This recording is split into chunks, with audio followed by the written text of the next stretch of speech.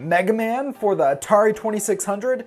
Why yes, this does exist, and it actually plays on real Atari 2600 hardware. It's not by the same people who made the Mario or Sonic homebrew for the Atari, but it does predate them, and it is very interesting, and that's what we're going to be talking about on today's video.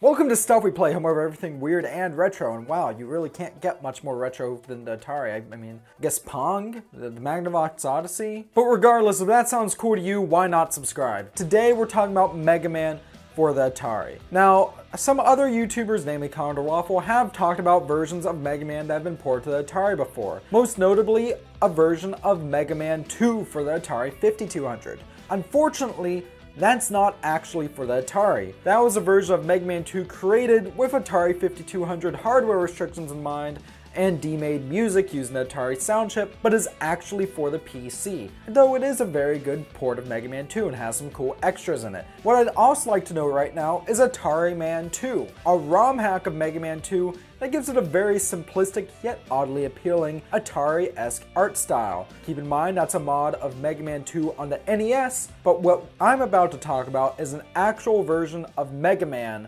for the Atari. This is the Mega Man Atari 2600 demo by I Am 8-Bit. And if that name sounds familiar, that's because I Am 8-Bit are the same guys who are doing the officially licensed reproduction cartridges of Mega Man 2 and Mega Man X, and if you want to learn about those, hey, I did a video on that. But as for this demo, this was created as something to show off at their booth at a variety of conventions years ago. Mainly just something that, hey, that looks cool and weird and could draw people in. This demo features just a short version of a Rockman stage from Mega Man 1, boss fight and all. I'll be completely honest, this looks fantastic for an Atari game, and it recreated the Mega Man experience with everything you'd expect, including flicker. Wow, that is a lot of sprite flicker there. Control is also slightly awkward here. Yes, you use the singular Atari button to jump, but to shoot you have to press down on the joystick, meaning that if you're using real hardware, then good luck trying to jump and shoot at the same time.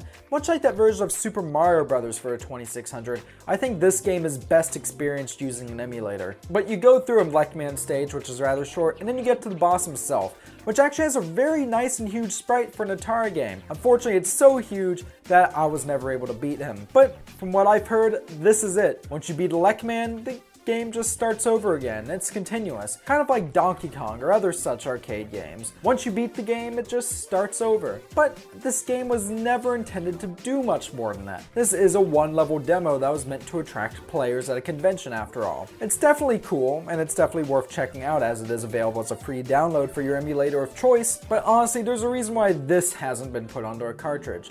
Admittedly, it does make me want to see what an actual Mega Man game for the Atari would be like. Maybe the guy who did that version of Sonic, aka Zippy the Porcupine, would be up for something like that. Or who knows, maybe even Ed Fries, who made a Halo 2600, would want to go and get Capcom's blessing to make his own homebrew version of this, in much the same vein as Halo 2600. This game really makes me want to see what they could do with this, especially if they fix the control scheme. But I may be just beginning to ramble on just a bit. This is a very quick but very short look at a Mega Man game that I found very interesting. What are your thoughts on Mega Man for the Atari 2600? What Atari 2600 homebrew should I look at in the future?